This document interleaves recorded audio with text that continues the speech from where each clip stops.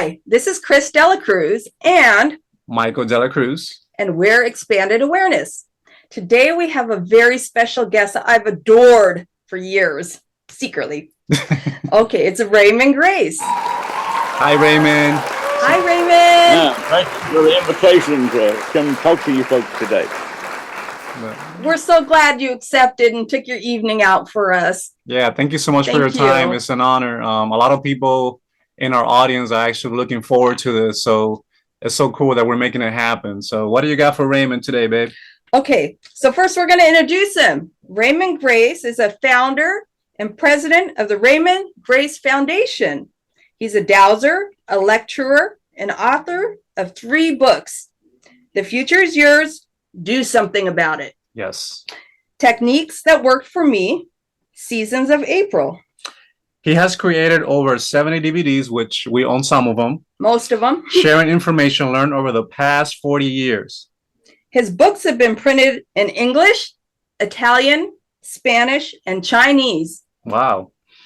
Also, his work is being used in several countries for improving water and other areas of self-improvement. His videos have reached over 142 countries. He has been a guest on numerous radio talk shows, including the well-known Coast to Coast AM radio. He has been recognized by the Virginia Senate for his work. He's a down-to-earth, plain-spoken person who tells as he sees it. We notice that. I love that. He's very down-to-earth. A fun fact, he dresses in his clothes and jeans and cowboy boots, and he doesn't own a suit or tie, and he's real. I like it. Okay, so Raymond, can you tell us about your journey into understanding the mind? Well, I can try. So you feel free to ask me questions and we'll see what happens. Sure. Okay, I was basically a construction foreman for about 35 years. I used to build shopping centers. Oh. And I realized that the world was no better off because we were paving over 40-some acres of land, putting a building on it for people to spend money they didn't have, at prices they couldn't afford, to buy things they didn't need. And I realized that Earth was no better off because I was doing this. I mean, it was an honest way to make a living. I had a construction crew. I was helping other people make a living, but we weren't really accomplishing anything on a large goal. All we had was a decent job. So I set a goal to do something else. And having no formal or higher education, I didn't really know what I was going to do.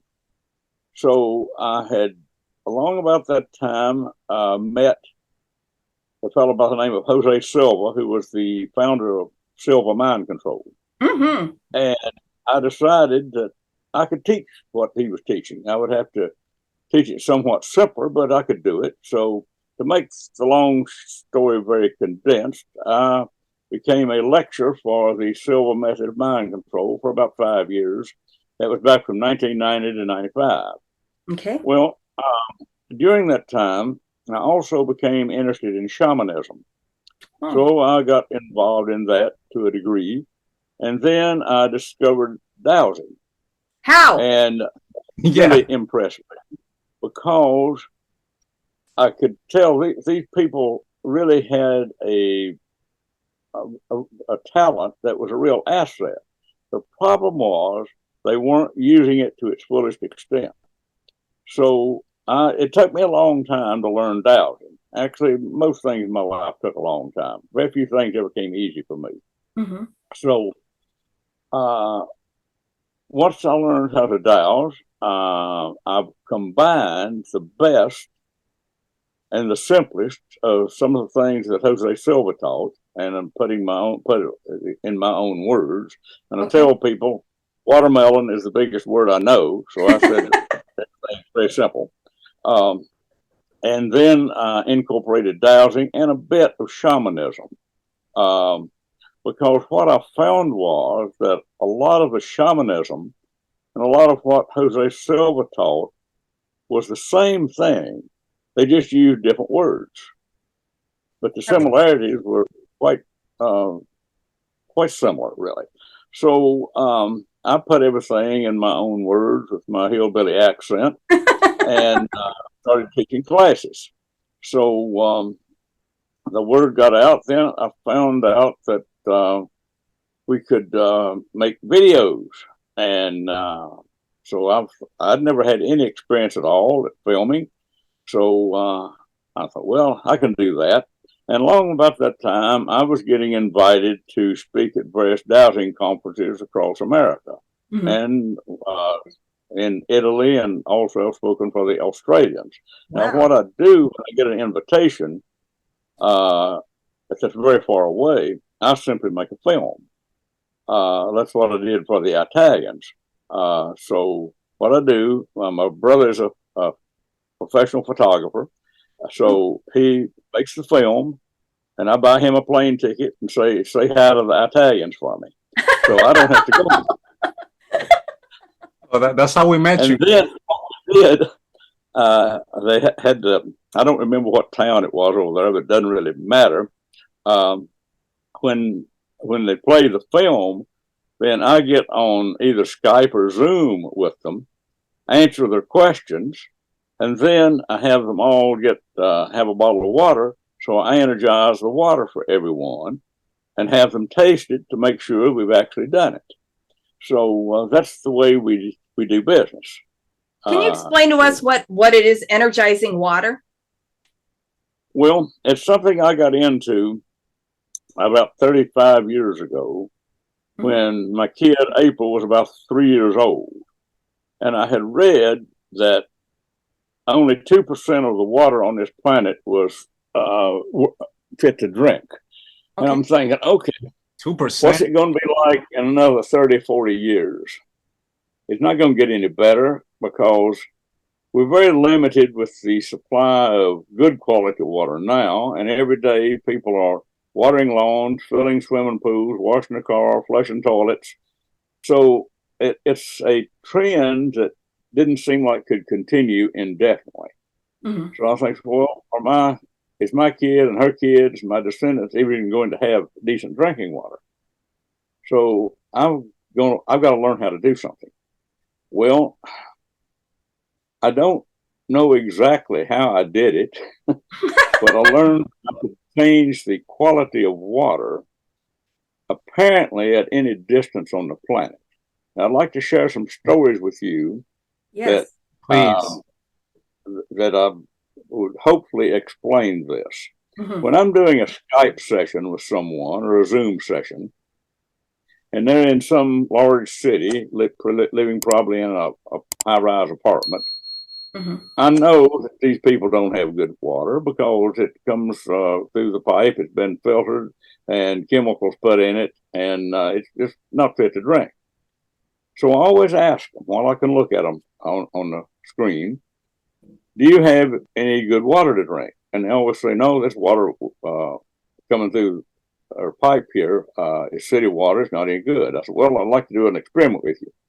What I'd like to do is you go to the kitchen, turn the faucet on, let the water run for 10 seconds, then get a half glass of water.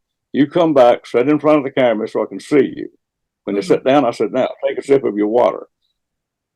It is a real rewarding thing to watch their face just light up. They say, this water's delicious. I said, yeah, that was the plan.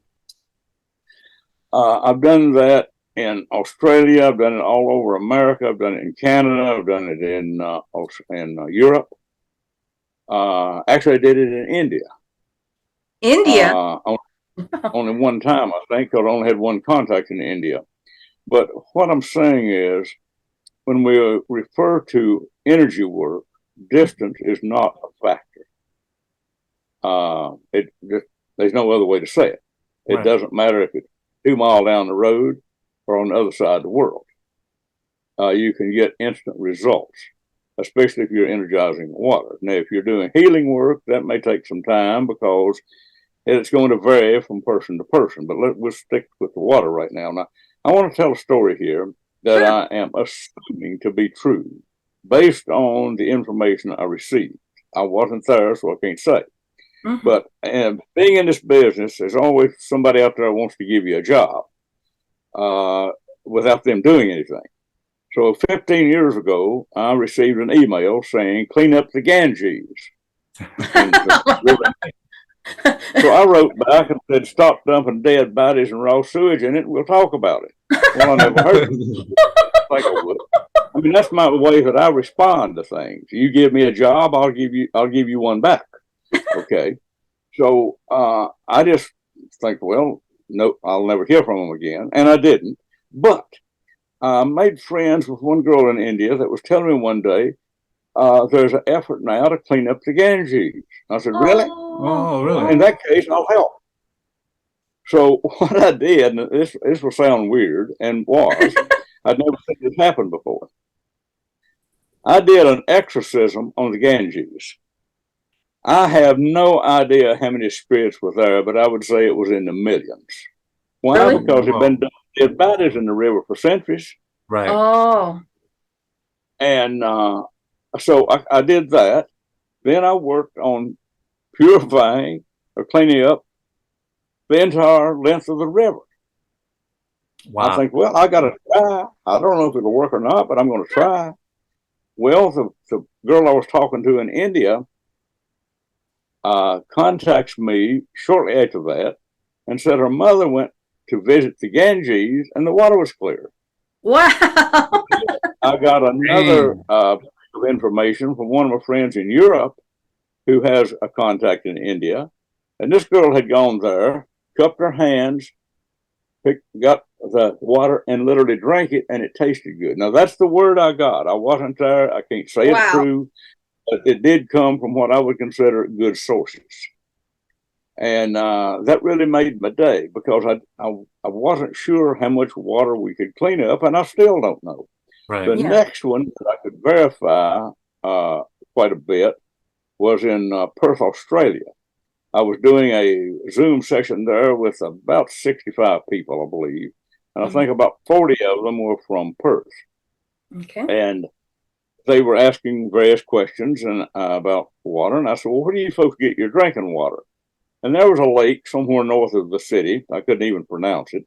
And I started checking it out. And I said, this water is terrible. And the operator of the show, he said, yeah, we know that. Well, why hasn't anybody done anything to clean it up? Well, I guess they didn't know how.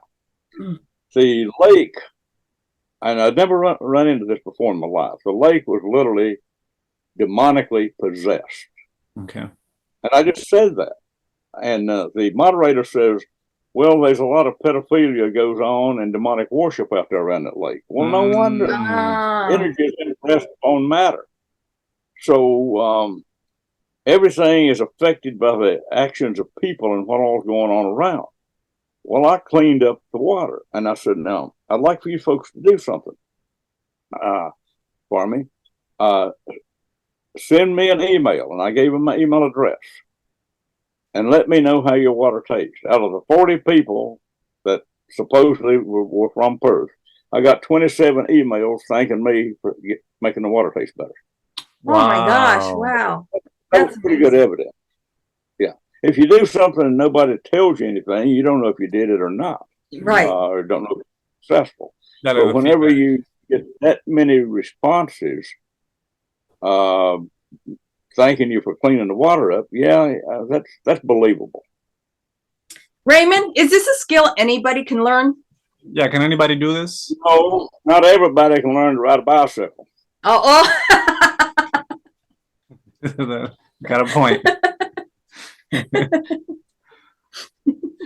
Okay, so what qualities do people have to learn this? Probably a belief in themselves. Okay. And confidence in the human race is in rather short supply. Okay. That makes total sense. Raymond, what else have you done with water? Well, let me think a moment. The lake there in Australia was the biggest one. I have a energy clearing program that I do for people.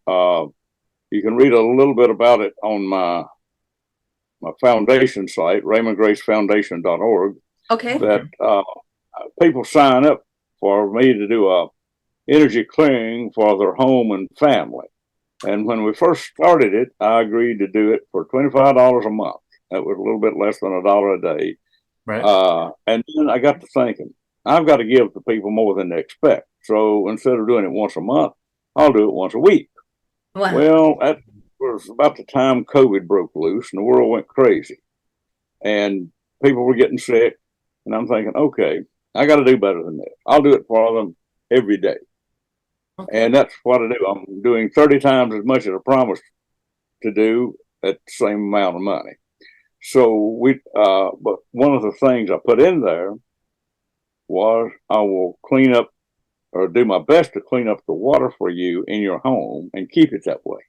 I've gotten a lot of response from people that their water tastes much better now than it ever did before. That's amazing. Wow. That's wonderful. What a gift. That's really nice. Well, I always like to give people more than they expect when I can, and you don't ever know if you can or not until you try it to find out. Right. So we've got quite a few people around the world that I'm doing my best to keep them and have a good supply of drinking water. And I know the logical mind of most folks would say this is impossible. Okay. And for them, it probably is, because they know it can't be done. Mm-hmm. You see, the biggest thing I've got going for me is not smarts. It's not knowing I can't do it. That makes sense. Like, okay, I learned that from a bumblebee. You see, according to the law of aerodynamics, a bumblebee cannot fly. The body is too heavy and bulky. The wings are too short. Okay. So, but the problem is the bumblebee doesn't know this. It doesn't know that it can't fly. Okay. So it still flies. All of aerodynamics. So I'm doing basically the same thing. I just don't know. I can't do it. Let me tell you another story. Sure. Mm-hmm. This goes back probably 9 years ago. I received a phone call one night from one of my friends that's a small-time dairy farmer. Mm-hmm. And he said, I have a problem. I wonder if you could help me. I said, well, I would be glad to if I could. What's the problem? He said, well, there was some weeds in my alfalfa field. And alfalfa is a type of hay. Well, you probably know that, being from Montana. That is what most dairy farmers feed their cows. Okay. So he had noticed some weeds in this field, about 20 acres. And he called the farm supply to come out and spray the field with weed killer. Well, the problem was the truck driver picked up the wrong jug of chemicals and sprayed 20 acres of alfalfa with Roundup. Roundup? That kills everything, even the dirt. Yeah, well, this is what happened. I said, how long is it going to take you to clean this up? He said, a year. I've got to plow up the field, sow alfalfa seed, which is expensive. Yeah. And it'll be a year before I can cut hay. I said, well, give me 2 days to do something. Don't plow it up yet. Just give me 2 days. I honestly didn't know exactly what I was going to do. Well, I didn't hear from him in 2 days. I didn't hear from him for 30 days. Wow. And he sent me a picture of the days that cut alfalfa hay, and it was 4 feet tall. It was the tallest he ever had. Wow. What did you do? Where normally he would get 3 cuttings a year off of that crop of hay, he got 5 cuttings that year. Each cutting bigger than the previous year. So we really doubled his amount of hay that he got off the field that year, off of 20 acres. Well, now how did we do that? We did it because I didn't really understand the situation. Had I understood the situation, I wouldn't have been able to do it. Because I thought that the field had just been sprayed that day. But no, the field had been sprayed a few days earlier, and I did not know this for a year later. He said there was not a living alfalfa plant in the entire field. Wow. Now, had I known that, I would have said, I can't help you. But I didn't know. So what I did, I use a terminology called scramble the frequency. It's just something I made up. Okay. My mind understands it. I scrambled the frequency of Roundup and transformed it into fertilizer. Did you do this through dowsing? No, I just did it with my mind. Okay. Gotcha. And I might have used a pendulum on it. I'm not real sure if I did or not. Oh, But it was mostly intent. The intent is the key word. People are always asking me, how do you do this? The answer is always the same, intent. So by not knowing that it was impossible, we made it possible. Yeah. But if we had known all the facts, we wouldn't have even tried. Raymond, So how much of this is imagination, using your imagination? Well, one of the philosophers, and I think it was Einstein, said imagination is more important than education. He said, because education is the sum total of what we know. Imagination is the sum total of everything, whether we know it or not. Yeah. Or words to that effect. So, yes, imagination. People ask me, well, how do I become psychic? Use imagination. Yeah. And you see, this is how you create a more positive future, a more positive life, is imagine what you want. And Willie Nelson's song, imagine what you want, then get out of the way. Be careful what you ask for, make sure it's really what you want. Because, see, your subconscious mind will not make a decision as to whether your thoughts and wishes are good for you or not. That's why you have to be careful what you focus on. You got to make sure it's what you want. I'm glad Willie made that song, I really am, because hopefully he'll reach several million people with it and get them to thinking. Because he reaches a lot more people than I do.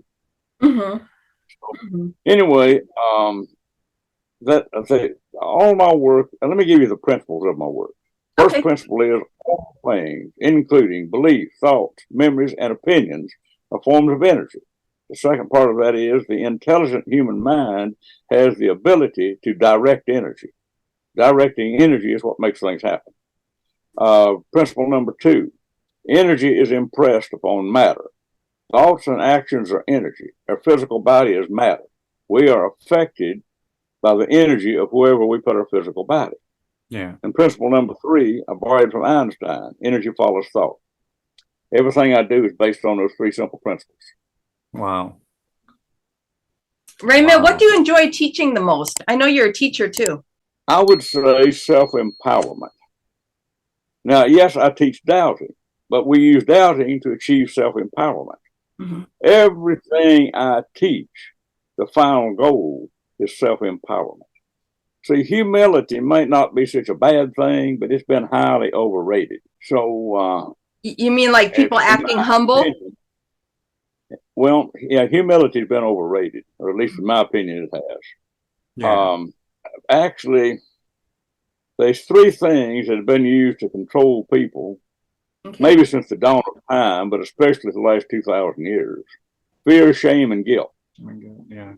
That sounds like religion. That's exactly what it is. Sorry.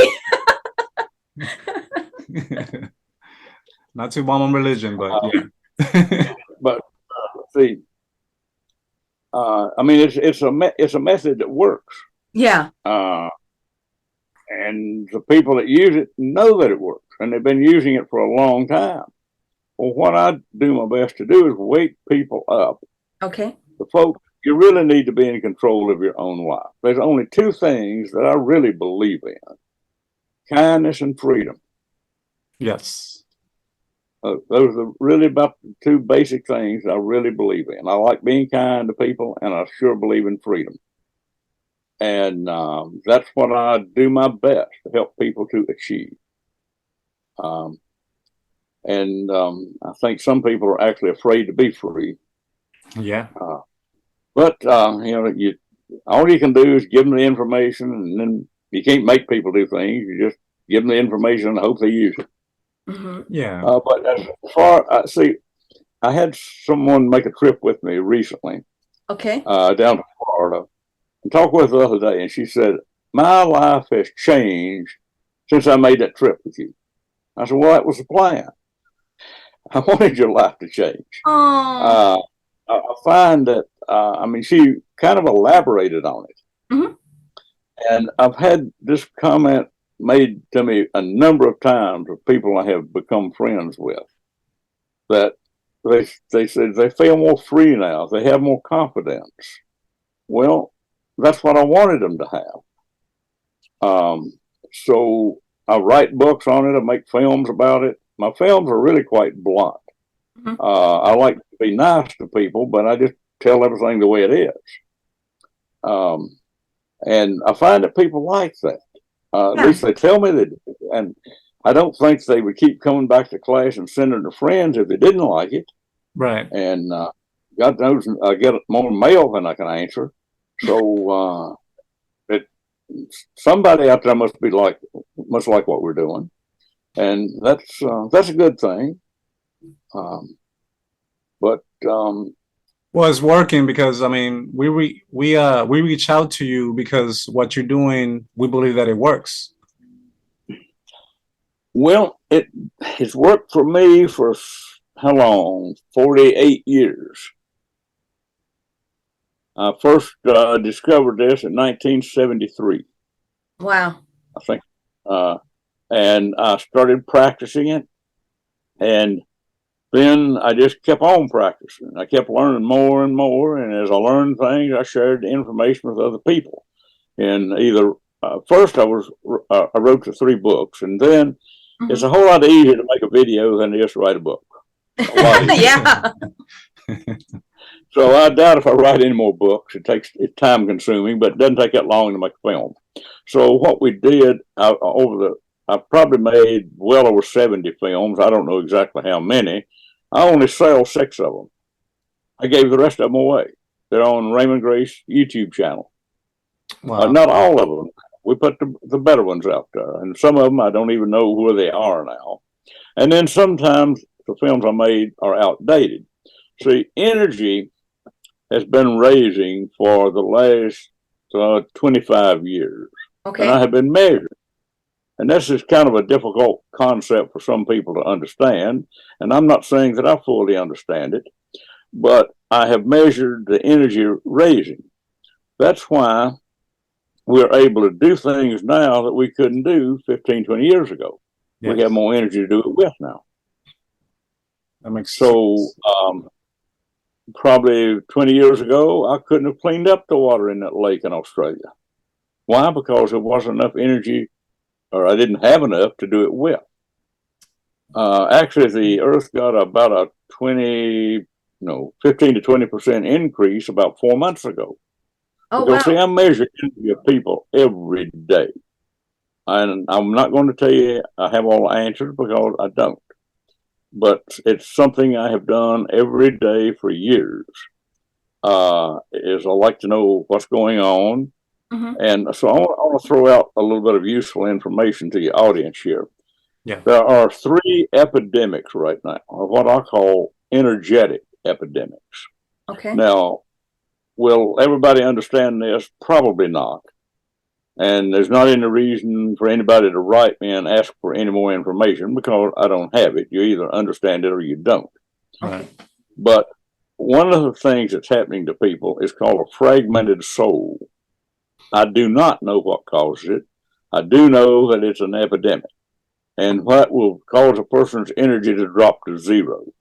All I have to do is do what I call a soul retrieval, bring it back, put it in their body, and the energy will go up every time. Wow. Now, I realize that deeply religious people are going to have a problem with this. Well, that's their problem and not mine. All I'm doing is stating, this is what I found. I found ways to correct it. It helps people. Whether anybody likes it or not makes no difference whatsoever to me. I just tell it the way it is, and people can take it or leave it. And if you don't like it, don't bother to write and tell me because I don't care. I mean, that's just the way. That's just Raymon, you're cute. I'm sorry, you're very cute. It makes sense. Very down to earth. So anyway, the second thing is people's brains are spinning backwards. The brain should have a clockwise spin. Well, when the brain starts spinning counterclockwise, they don't have as good a judgment. or they don't make as good of decisions. And a lot of times they actually have trouble expressing themselves in a conversation. I have one friend that I can start talking to her and I can say, okay, you got a problem today, just a moment and I'll fix it. And then she will talk totally different and entirely sane. And I mean, I work with this problem practically every day. And another thing is the spirit of love is leaving people's bodies. You wouldn't believe the number of people when you start checking their body, how much love is in their body, they don't have any. Wow. So, see, I check a lot of things on people. Why? Because there's just a lot of things that can go wrong. But those are the three epidemics that for the last, I'd say, 2, 3, at least 3 years, maybe longer, that have been affecting the larger number of people. The first thing I do when I have a client, I check to see what's their energy level. If it's 0, that's usually the first thing I look for. And that's usually what is wrong. And by the time I get this taken care of, I'll say, okay, how do you feel? Yeah. Well, they feel quite a bit better. I mean, there's an exception now and then that people feel nothing, but most of the time they're going to feel quite a bit better. And I'm just really thankful to be able to share information with people to help them. I wish more people could understand it, but they don't. So I can't really worry about that. You just give people the information and they'll do whatever they can with it. Right. Raymond, how much of your day do you spend dowsing? It depends on the season of the year. Okay. June, July, and August, not very much because that's gardening season. November, December, January, February, March, I've spent sometimes 12, 14 hours a day dowsing. Can you explain to our audience what dowsing is for people who don't understand? Yeah, I'll be glad to. I'll hold it up here where you can see it. I use a bullet on a chain for a pendulum. Now, let me explain dowsing before we start. Go ahead. All dowsing is the use of a physical object. I use this right here as a pendulum. Yes, it's a bullet on a chain. Some people just would have a stone or a metal object. Right here's another one. Okay, there's a fancy one here. Okay, right here. See, that's one that's rather fancy. I don't even know where that came from. I just found it in my Jeep one day. I thought it belonged to, but said no, she didn't lose one. Somebody planted it. I had no idea. Maybe the universe just sent me a pendulum. I don't know. But anyway, I just use this, and the forward swing to me and away from me is a yes. If you ask a question, you can ask the question silently, and then if it moves across this way, it's a no. Okay. All right. Now, I suggest to people don't ask very many yes or no questions. Why? Because they're insufficient. For example, if you were to ask, is a diet soft drink good for me? You'll get no. If you ask, is rat poison good for me? You'll get no. But it won't tell you the difference between the two.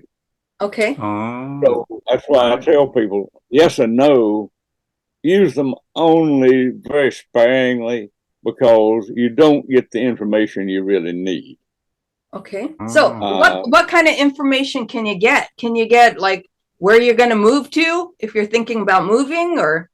Yeah. No, because that is a decision you make with your conscious mind. Okay. What you do if you want to move somewhere, you ask what is the result of you doing so. How well will you be compatible with the area and the people there? Right. Oh, and then you get percentages probably. Exactly. Yeah, I do everything on a 0 to 100% plus or minus. Okay. Matter of fact, I can hold up a chart right here for you to see. I hope that is my dowsing chart. I see it. And it's got a few too many numbers on it, but basically, right here is at the top it said yes. Okay. Around here to 100% positive, and right here it would be 100% on the negative. Now it can go over 100%, but we won't get into that right now. So I even douse A lot of people get hire me to clean up airports for them before they're traveling anywhere, because most airports have terrible energy. See, as the people that come to take my class, I really try to pound this into their head, folks. This stuff can save your life. You check if you're going somewhere, what's the possibility of danger on this trip. Find out if there is danger. Find out what it is, then you can probably change it and avoid it. Generally speaking, airports are energetic black holes. Why? Because you got people from all over the world. They're not all good people. Some of them are, some of them aren't. Right. The energetic black holes are psychiatric wards, maximum security prisons. Okay. Those are two of the worst ones right there. And the people that work in those places, their energy level just about stays at zero. Now, I've had people that worked in some really bad places come into class. Okay. And I look at them, I can see these people's lives are a wreck. And I just ask them, where do you work? And then I remember one lady down in Texas worked in a psychiatric ward. And I said, well, ma'am, I'd like to clean that place up for you. I'd like to do you a favor. You put an effort to come here today, spend your money. I'd like to do something for you. I'd like to clean up the place where you work. I actually had her stand up in front of the room so the people could see the change taking place in her face. It was that strong. Wow. You see, let me say this. People have a lot of problems that they don't even know they have, or if they know they have them, they don't know what to do about them. Mm-hmm. Well, what I do my best to do is educate people. This is how you correct problems. Yes.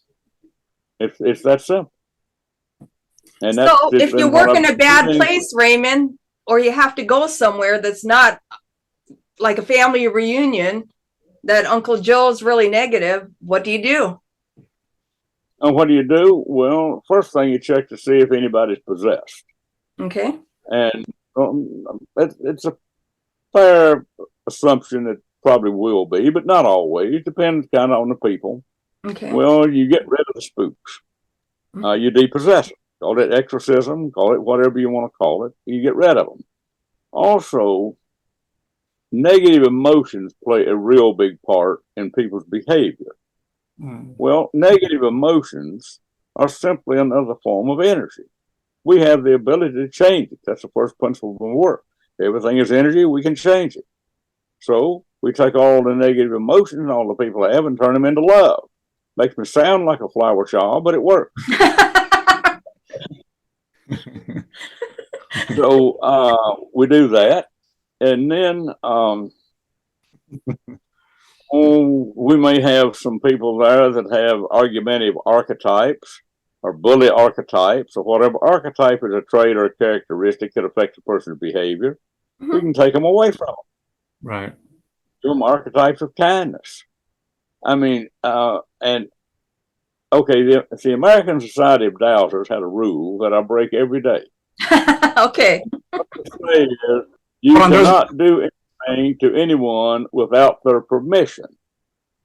And so when I was at their conference and someone told me that, I just looked them in the eye and said, do you people really think that I track down serial rapists and serial killers to get their permission to change their behavior? Are you that naive? So do they stare at you? I do what I think needs to be done, and I don't ever apologize for it. What was their reaction when you explained that to them? Kind of an open mouth and deer in the headlights there. Oh man, that's funny. We get it. I tell people, if you really want to empower yourself, stop saying you're sorry. Kinesiology has shown it weakens your body. So don't do that. That makes sense. Yeah. Yeah, I tell people, listen to yourself think, listen to yourself talk, and eliminate the things that aren't good for you. I had a lady in class yesterday who wrote me last night, my pain is almost all gone now.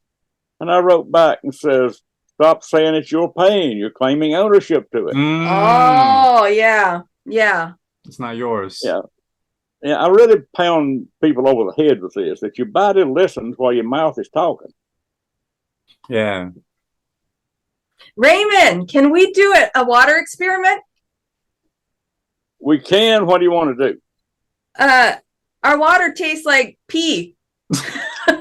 No kidding. Well, let me check it out. I'd be glad to clean it up for you if I can. Do you have a well? No, we're on city water. Oh, that's terrible. I know. Well, absolutely. Okay. There's absolutely no energy in your water. Okay. Can we energize it? Yeah, you just hang on. I want to explain things reasonably well here. Sure.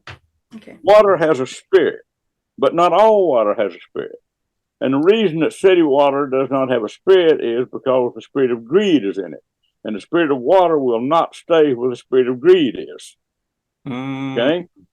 All right. So first thing we're going to do is banish the spirit of greed. We're going to transform the spirit of greed in that water and turn it into pure water. Can we do this? Sure. All right. Next thing. Let's see. The spirit of water is not there. So we got to bring the spirit of water back in. We need to thank it for coming back into the water supply. It flows into your house. All right. Are there any negative emotions in the water? A bunch of them, like 20. Let's transform all of the negative emotions into pure water. No, let's do that into love. We turn greed into pure water. We'll take negative emotion and turn that into love. Okay? All right. Now, what we're going to do is a mouthful of words, but it goes like this. We're going to scramble the frequency of the chemical, biological, radiological pollutants of the water and adjust it to the frequency of pure water. Now, you may be aware that in Great Falls, Montana, there's a big spring that is among the purest in the world. Yep. Okay, that has become my standard to bring other water up to that level. It's a good one. Yeah, so what we're going to do, we are going to thank the spirit of water to come into the water. And now we're going to thank the spirit of what I call the Montana spring water to come into the water that's flowing in the pipe into your house with its good taste, surface tension, energy, and purity. That all water that flows through the pipe into your house will be equal to the Montana spring water. Now, how far away would you have to go to get a drink of water right now? Just the close same. by? Or, yeah, it's right by. Yeah, all right, it's just turn the the kitchen. water on, let it run 10 seconds, get some in a glass, and come back and sit down so we can see you. I'll be right back. You can talk to Mike. All right, go ahead, Mike. What are we going to talk about in the meantime? Well, one thing I wanted to know, basically we're talking about dowsing. Does it matter what tool you're using for dowsing? No, I use a bullet because I like bullets. Okay. And some people don't. I say, well, then use something else. Okay. And don't get suckered into buying Yeah. a pendulum that costs a few $100s because all it is, it's just a scam. You can tie a nut on a string and get just as good information as you can with a $300 gold-plated diamond tip pendulum. So don't waste your money on something like that. I use bullets just because I like bullets. Not only that, you go to a restaurant and you pull out a bullet to energize the food. Everybody backs up and gives you plenty of room. Raymond, I want you to see Michael's face because this water tastes so smooth and so wonderful. Let me see. You got to try that.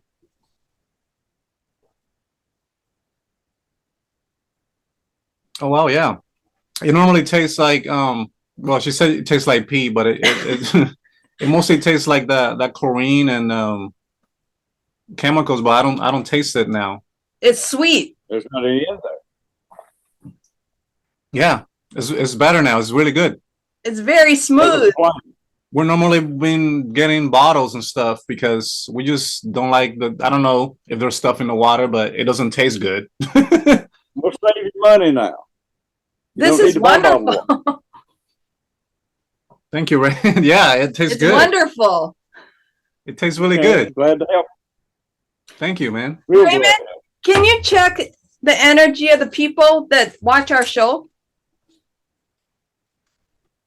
What are you going to do if I don't get a good reading? It's fine. I'm just curious. It's an average. All right. Do you know about? Well, I don't need to know how many. The overall. Oh, that's pretty good.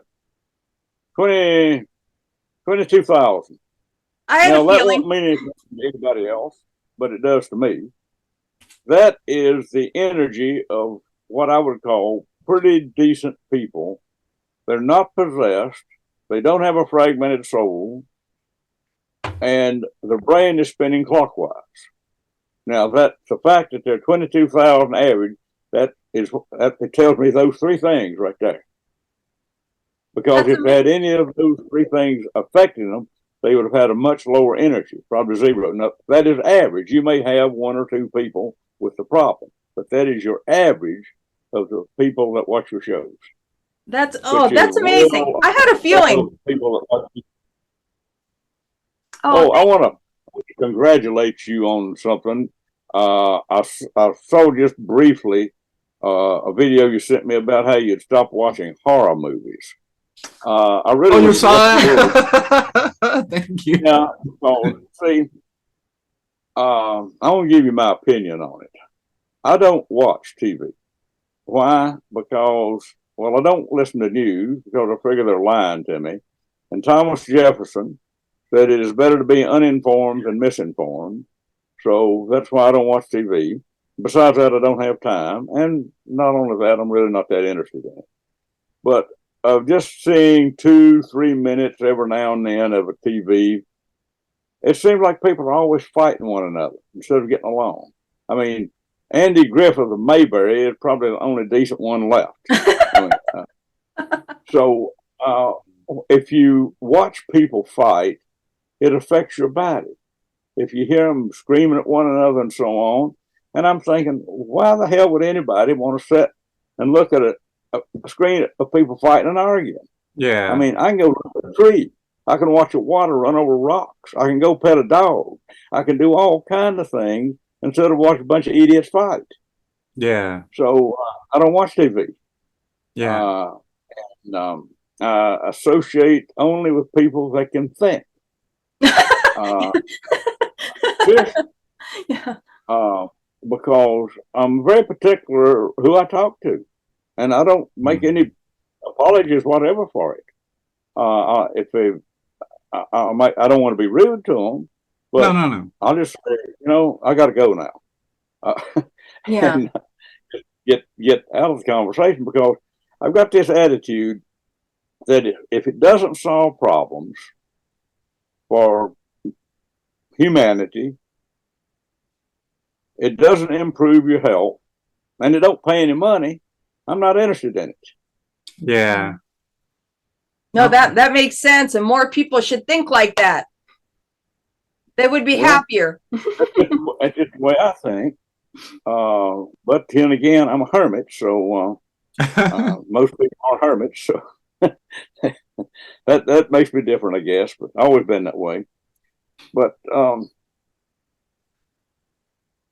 I spend my time doing something constructive from the time I get up until the time I go to bed.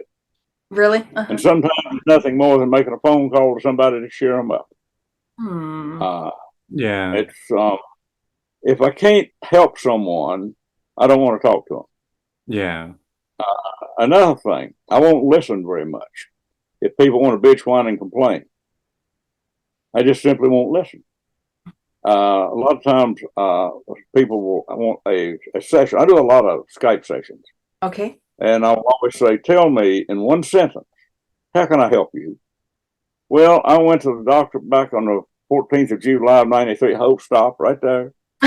You got one more? Tell me in one sentence how I can help you. If you can't do that, hang your phone up. Holy man. Blunt, yes. Effective, yes. I'm sure it helps people get to the point. Yeah, either get to the point or don't try to talk to me. Yeah. Have you ever have you run to what we call ASCOs a lot? Like people that just ask questions to ask, but they're not really looking for solutions. I won't talk to them. Okay, makes sense. Look, I have a choice. Time is very valuable to me. Yeah. I felt you reach people. You seem like decent folk. I'll talk to you. Thank you. Thank you. Okay. But for somebody that just wants to ask endless questions, I don't talk to them. Yeah. Raymond, do Real you simple. find that people who go to your classes are pretty energy sensitive to begin with? Overall, yes. Yes. Not all of them now, but I would say the majority are. And they are looking for something that they don't have. And I do my best to give it to them. I mean, my classes are excessively blunt. You might not realize it, but I've been on my best behavior talking to you two people. Why is that, Raymond? Why is that? Why?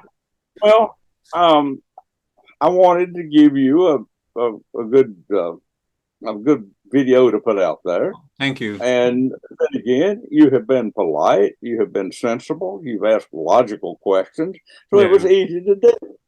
Yeah. You folks are easy to be nice to. Thank you. Thank you. Thank you. Yeah, Raymond. we just want to like why we started the show is with the intention to exposing people to ideas and expanding their awareness, pretty much to wake people up, like you said. So that's always we relate to what you mean by just like spend your time doing something productive in into making this world a better place, because a lot of people are just going, they're like bots, they're not even like the robotic. There's so many robotic people we see. Well, yeah, that's true. But that's because of their lifestyle, of what they do at work. They're kind of programmed to do the same thing. Yeah. That's why I admire farmers. You can be an idiot and be a politician. That's been proven many times. Yeah. You can't be an idiot and be a farmer. You'd starve to death. Farmers have to make decisions based on weather, economics, and a whole lot of other things. I mean, there are no idiot farmers. There really aren't. They've already got out of the business. So I have a saying: it's bad manners to cuss a farmer with your mouth full. Yeah. I like that saying. That's true. I like that saying. So, but the people that live in an artificial environment, they really can't help it.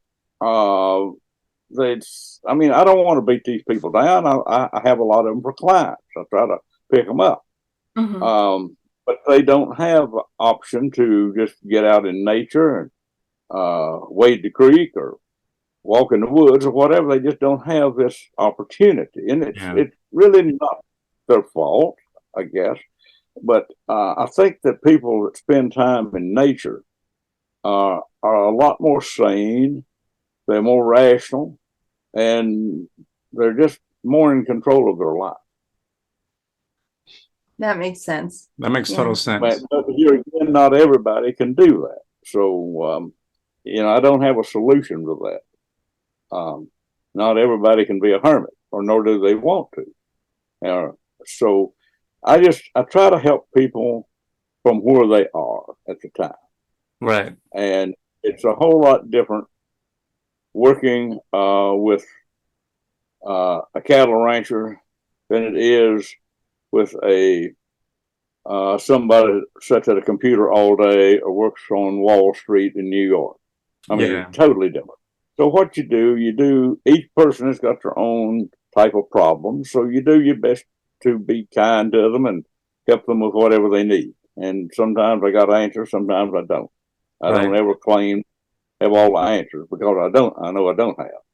But, I try to think outside the box and find things, help people get along. I found a number of things that were pretty good. The only thing that I know that is universally true for everyone is the law of gravity. Everything else has exceptions. Yeah. That's But so if you true. don't do anything, nothing gets done. That's what you said. Right. Do nothing, nothing's going to happen. Do Yep. something, something might happen. Yeah, I like that. Well, Raymond, we're in the hour now. It's been an honor to have you here. We do have a person that we told you before that she wants to pop on and just say hi to you and say thank you Sure. for Go ahead. what you helped That's her. fine. But Okay. thank you so much for the info. And Raymond, I love you. Thank you. Thank you. Hey, well, thanks for the opportunity to talk to you folks and to your audience out there. awesome. Let me go ahead and bring her in. Okay. Ah, there she is. It's Karen Goldingham Hi. from New Zealand. Okay. Hi, Karen. Karen. You probably don't recognize. Okay. Oh, now I can see you. Yeah. Tell me what you want to tell me. Well, first of all, I want to say, because I never got to say thank you, and I'll try and speak slowly because I know that you have issues understanding my Kiwi accent. So if Raymond can't understand me, you two might have to convert the words for him. Sure. Anyway, thank you for saving my life. You've done it at least twice now. One time it was maybe about 4 or 5 years ago, and I was in a session with Ed Stracker, and there was a group of us there, and we all got to speak to you and say something to you. And when I spoke to you and told you a little bit about what I was going through, you tuned in and you said that the evil that I had on me or around me was one of the heaviest, evilest energies around. And you also gave me some very good advice, which I've taken on board, and I give thanks and gratitude to you every day, ever since. So, Well, okay, now I'm not understanding you. It's sort of like there's an echo, so I'm not getting everything you're saying. Where did you and I meet? She was in a group, a healing group with Ed Stracher, a healer. Oh, okay, got it. Okay, I missed that. Yeah. Okay, well, I'm Yeah. very thankful to be of help to you. yes, and there was another time as well. You gave me some very good advice. I won't go into it on here, but I with that advice too, that got me through what I was going through. So I want to say I love you, unconditionally. I love you, and I thank you for what you've done for me and my journey in this lifetime. Well, you've made my whole evening this evening, so thank you very much. You're most Thank you, welcome. Karen. You're wonderful. Raymond, we love you. You've touched Yes, our hearts and our souls. Well, I'm just happy to talk to you, so I appreciate the invitation, and let me know about any feedback you get. I absolutely will. Yes, we'll email you about it. So is that the only way we can communicate with you through email? No, you can call me. Okay. I guess I won't.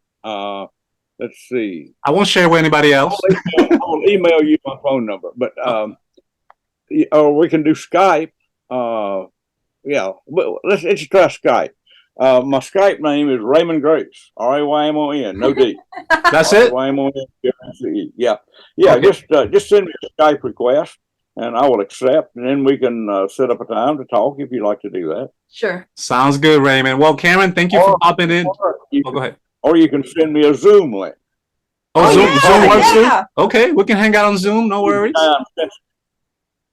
Raymond, in closing, is there anything you want to express to people? Is there any message that's close to your heart? You can do an awful lot if you didn't think you couldn't. Oh, So our minds get in the way? that's a great message. I will take that and live by that. Well, that's the first time I've said it that way, but I had to say something. That's the first thing that came to mind. Raymond, it's perfect. I like the bumblebee analogy. That was pretty Yeah. It's worked for me. Okay. Well, Okay, you folks have thank a you good guys. evening, and Thank you so much. All right, good to Karen. be with you. Karen, thank you for popping in. Thank you, Karen. Bye, Raymond. Thank Bye, you. Raymond.